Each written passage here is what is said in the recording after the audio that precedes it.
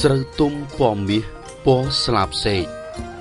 ស្រូវទុំដួលដេកពីសវាលស្រែផលស្រូវឆ្នាំនេះគួរសមដែរតែទាស់តម្លៃធ្លាក់ចុះទាបមួយតោនបានត្រឹម